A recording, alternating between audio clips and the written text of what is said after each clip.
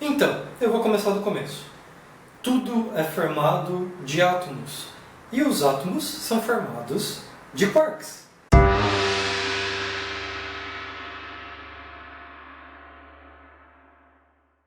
Atualmente é utilizada uma teoria chamada de modelo padrão da física de partículas. E ela funciona muito bem. Basicamente todos os aparelhos que a gente usa hoje, de celular a micro-ondas e até os mais especializados, do tipo ressonância magnética no hospital, radares militares, todos eles funcionam baseados nos princípios do modelo padrão da física de partículas. Pelo menos um pouquinho. Bom, essa teoria fala de um monte de partículas fundamentais, classificadas em quarks, leptons e bósons. Hoje eu vou falar mais dos quarks. Vamos lá, os quarks são partículas fundamentais, ou seja, são as menores partículas que a gente conhece. A gente não consegue subdividir eles em partículas menores. E se diz que os quarks têm sabores, não que dê para você experimentar eles e sentir o gostinho ácido de um quark. É só que às vezes os físicos são bem humorados mesmo. Bom, os quarks têm 6 sabores. Os quarks de cima são o pra cima, o charmoso e o top. Esses 3 quarks têm carga elétrica igual a 2/3 da carga de um elétron, só que positiva. Gente, isso foi muita coisa de uma vez só. Vamos lá. Esses 3 quarks têm uma carga elétrica igual a 2/3 positivo. Beleza. 2/3 do quê? 2/3 da carga elétrica de um elétron. A diferença é que um elétron tem carga elétrica negativa, mas esses caras têm carga elétrica positiva. Então, um elétron é menos 1, e esses 3 caras são todos mais 2/3. Beleza.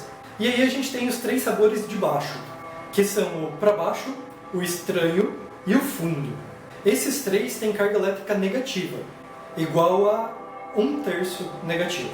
Tá, então a diferença entre os de cima e os de baixo é a carga elétrica. Mas qual que é a diferença entre os de cima uns para os outros, os de baixo uns para os outros? A diferença entre eles é a massa.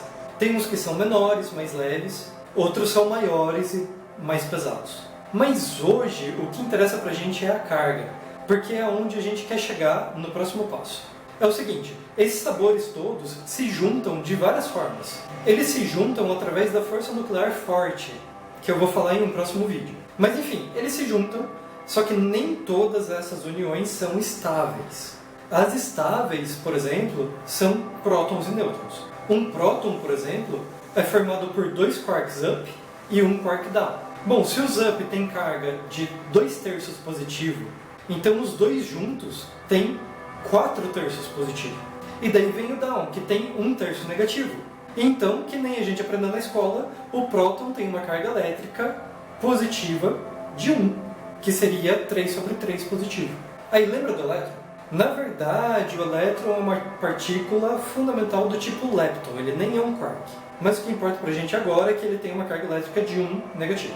E bom, se você já brincou com ímã alguma vez, você sabe que os opostos se atraem e os iguais se afastam. Negativo com negativo se afasta, positivo com negativo se junta. Beleza, agora se a gente imaginar um átomo, e vamos pegar aqui um átomo de hidrogênio para ser mais fácil, o positivo do núcleo não deveria atrair o negativo do elétron até ele cair no núcleo? Por que o elétron fica orbitando assim o núcleo bonitinho? Bom, para começo de conversa aqui esse modelo atômico tá errado. Meu caneco, então estou ensinando errado na escola. Mas tem motivo. Esse modelo funciona para ensinar. É basicamente assim, não dá para explicar a coisa toda de uma vez só. Então você explica uma parte primeiro, usando um modelo que não é nem que está errado, ele só não está completamente certo. É verdade, por exemplo, que o núcleo fica no centro do átomo. É verdade que a maior parte do átomo é espaço vazio. É verdade que os elétrons ficam em volta, mas eles não ficam assim bonitinho em orbitazinhas que nem planetinhas. Na real, eles ficam numa nuvem em volta do núcleo. Uma coisa interessante é que essa pergunta de por que os elétrons não caem no núcleo, reza a lenda que essa é uma das questões que levou à descoberta da mecânica quântica. Porque a física tradicional simplesmente não sabia dizer por que os elétrons não caem nos núcleos. Agora, mecânica quântica é um negócio bem complicado. É muito contraintuitivo. Porque as coisas no microcosmo quântico são bem diferentes das que a gente está acostumado aqui no macrocosmo que a gente vive. Agora, dito isso, não tem como escapar de uma explicação um pouco mais subjetiva. Eu disse que os elétrons ficam numa nuvem em volta do núcleo, certo? Pois bem, essa é uma nuvem de probabilidades. É uma nuvem com todos os locais onde é possível o elétron estar. Mas, a rigor, o elétron pode estar em qualquer lugar do universo. É só que é muito, mas muito mais provável que ele esteja nessa região aqui. Isso tudo tem a ver com o princípio da incerteza de Heisenberg, que as pessoas normalmente gostam de explicar enfiando um gato numa caixa. Mas por hoje eu só vou falar assim: a gente não tem como olhar diretamente exatamente onde é que o elétron está, mas a gente pode calcular onde é que ele está. E quando a gente calcula onde é que os elétrons podem estar, a gente descobre que a maior probabilidade é que eles estejam em umas regiões em volta dos núcleos que parecem com órbitas. Ou seja, até agora não tem nada que realmente impeça um elétron de cair para dentro do núcleo, é só que a chance dele ficar nessa órbita é muito maior. Esquisito isso, né? Só que por mais estranho que isso seja, os transistores que estão dentro dessa câmera que eu estou olhando agora, ou dentro do computador, ou celular, ou aparelho que você está usando para assistir esse vídeo, eles funcionam por causa de propriedades que foram previstas pela mecânica quântica. Então a gente sabe que o treco funciona. E é claro que não é só isso, mas por hoje eu só queria dar uma atiçada com uma coisa estranha. Tá, mas e por que é que funciona desse jeito? Essa é a questão que sempre leva a gente a ficar pesquisando mais, a tentar descobrir mais. Conforme a gente vai aprendendo, as coisas começam a fazer mais sentido. E a mecânica quântica, como eu disse, é um assunto muito complexo.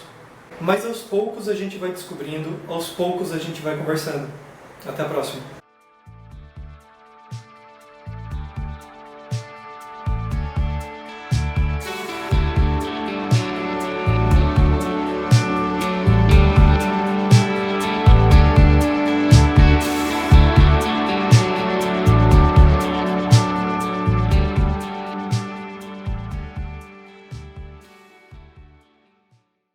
Aos poucos a gente vai conversando. Nossa, alguém fez um barulhão.